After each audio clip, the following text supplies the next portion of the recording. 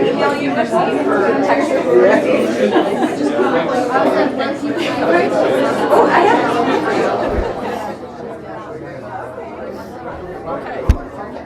Yeah, I know. We have bad. Are you on your way? What do you want? I wanted this one to Gigi's puppy baby daddy.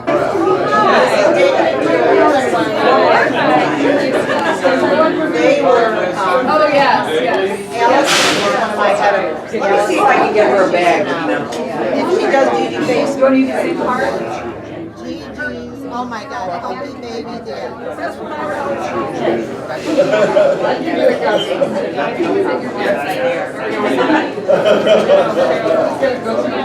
Oh my God. Thanks for taking the dog in there. You ready? Another picture? 1, 2. Very nice. Thank you. That's my niece, number one niece.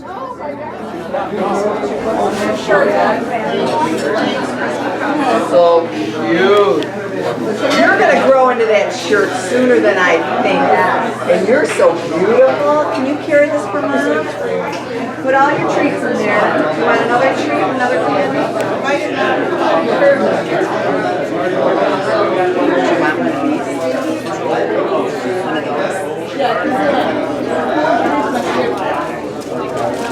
Yes.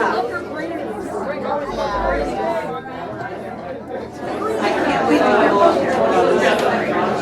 Can you post it on Gigi Facebook? Thank you. Thank you, Susan. I got her realized Liz Claire. I remember you. You know what? The lady behind you made this for me. Is that funny or what? Just today.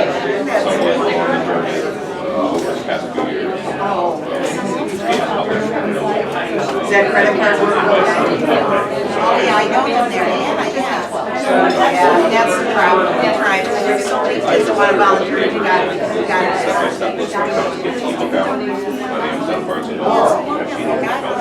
A lot of cameras. Gigi only got 2 books, right? Over 100 of them. They just have their houses. So she felt How are you? How are you? Good. Wait, pardon? Are you here to purchase a book? I am, yes. Are you paying cash or credit? Cash, I just want to see. Well, actually, I don't know. Hi, what's your name? Mike. Nice to meet you. I do. I'm her sister. This is her niece. Hi, Christina. Nice to meet you. Yeah, and I took her the past. Yes. She just, Yeah, I don't think you, I think you would have stayed home if you could. Oh, yeah, I know. Yeah, I talked to them a couple days ago. Go about. Let me give you a tip. This is my first book, and they told me not to write from the dogs. So I didn't even. The dog tells the story. And I almost listened to it. Almost listened to it. It was slow. And I just whatever my right. And then you get the editors, and they put it all together for you. Like, here's one of my editors right here. 2 of them, both of them, right there. Right from her heart. She wants to be a writer, right? She's a good story going now. What's your story about?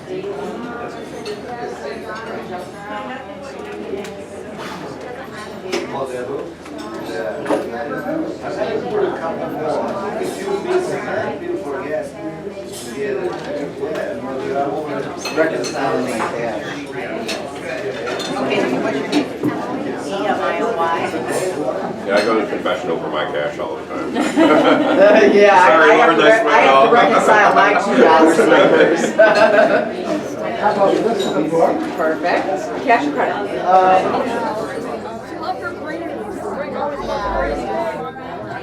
And the book is $21.15. And the calculator? Yep. $15.90 and $21.15. Because she's cash at $15.90 plus. You know, one of my neighbors, she'll see me with, you know, I think so right. Right. And then she's in her running clothes. Yeah. Thank you.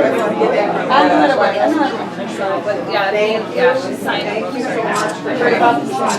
Yeah. Would you mind if I put in my Facebook? No, absolutely, absolutely. You can.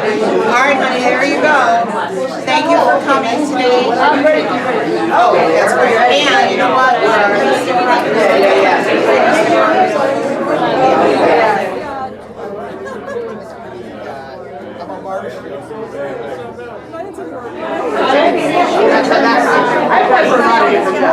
And the one that landed was.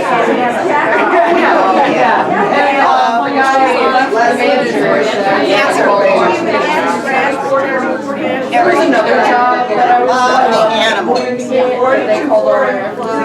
Did you get the bag? You got the bag? Thanks, honey. Oh, yeah. I'll have to go with Raspberry. Tell me it's got to be nice. So I'm going to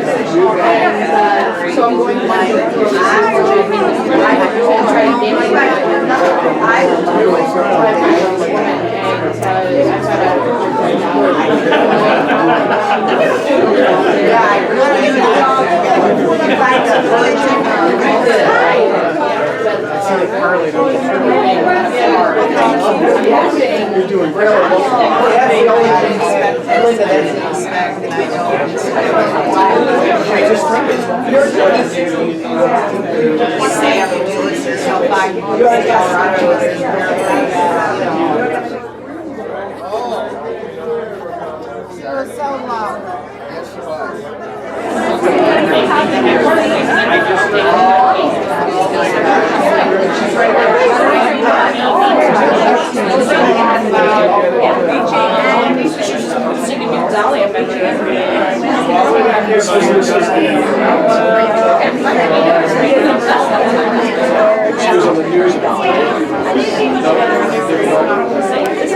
started it all, but yeah. She just thought she was a big pug.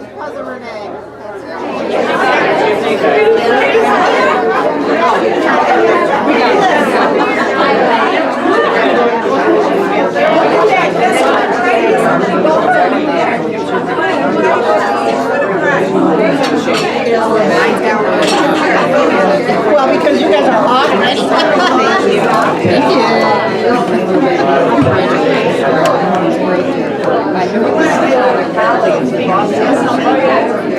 That's my. You don't have to apologize. L-I-S-E, right,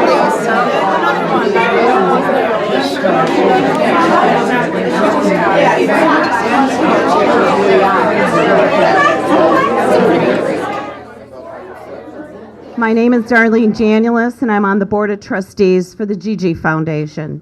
Our mission is to end animal homelessness, euthanasia of healthy and treatable pets, exploitation, inhumane treatment, and animal cruelty.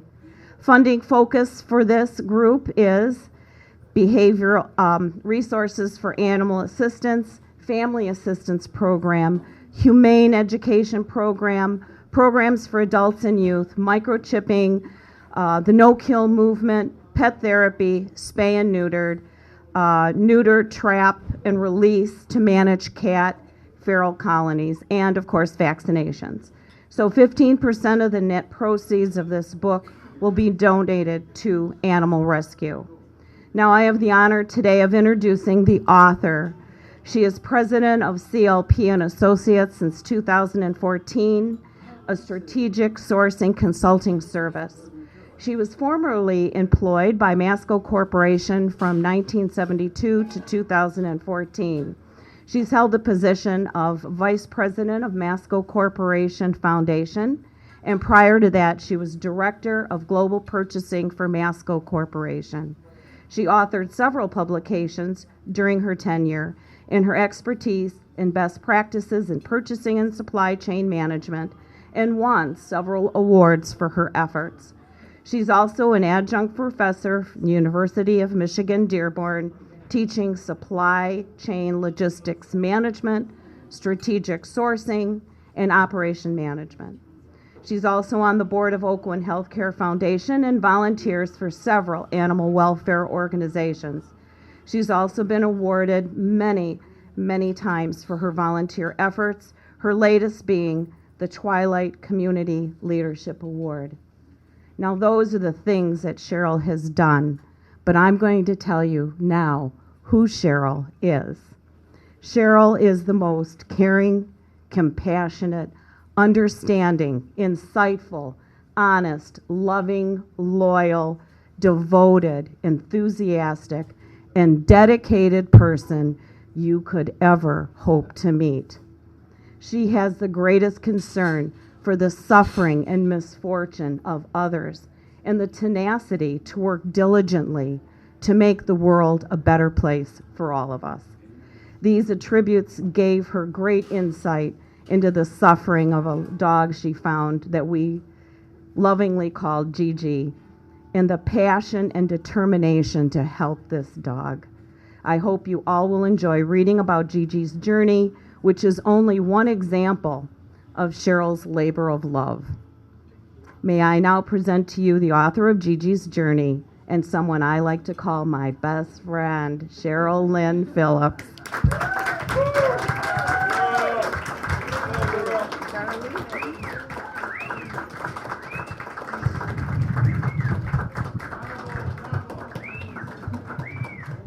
Darlene, thank you. And okay. Thank you. I usually don't have a problem with my voice. Trust me on that one. Those of you that know me know that.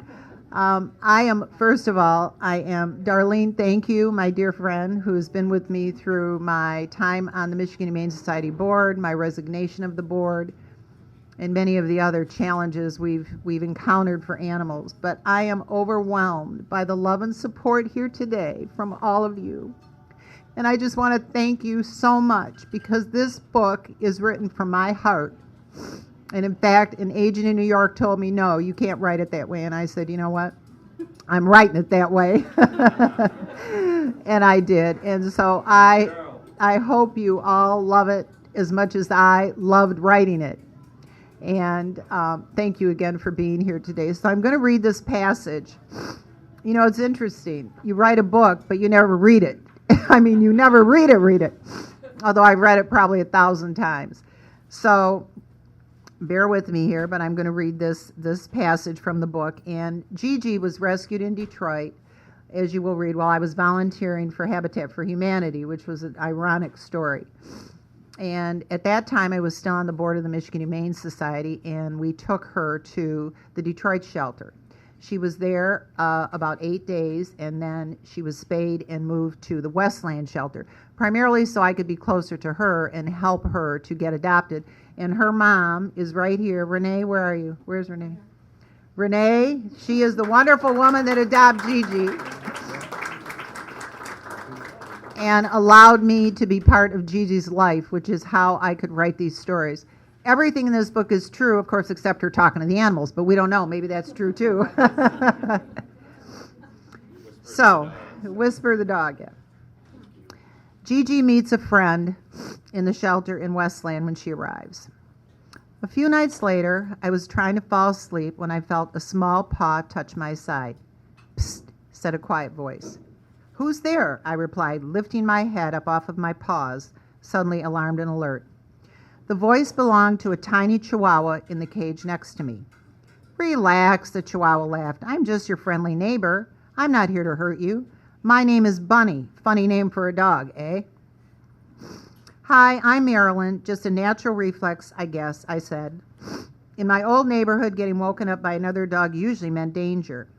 You don't have to tell me about that, the chihuahua said. I bet I've spent more time on the streets than any dog in this place. I found that a bit hard to believe. This tiny dog looked like she could have been a puppy. Do you know how old you are? I asked. The chihuahua shook her ears proudly. I'm at least 70 in people years. Wow, I said, laughing. I'm not sure I've ever met a dog as old as you. Trust me, this age has come at a price, Bunny said. Though, of course, I'm very happy to be alive. In the pale moonlight shining through the window, I could just make out what looked like a tired smile. What was the price? I asked. She scooted up against the bars of her cage to get as close to me as possible. The price, my dear, was my freedom for quite some time. She paused and then sighed. Unfortunately, humans control this world, and they certainly control animals' destinies. My family didn't feed me. They wouldn't walk me. I hardly remember a day for the first 5 years of my life when I wasn't thirsty. When I would cry for food or water, they would beat me as if it were my fault. She trailed off. I was stunned. I had experienced lots of pain, but I was never beaten. Well, the most important thing is that you are safe now, I said, not sure what else I could say. No one can hurt you here. I certainly hope you're right, Bunny replied, curling herself into a tiny ball for the night. It wasn't the first time, and certainly wouldn't be the last, that I settled back to sleep feeling grateful that I'd been lucky enough to avoid many of the horrors that some animals faced every day. My last thought before I fell asleep was that one day I wanted to find a way to help them the way Aunt Cheryl had helped me.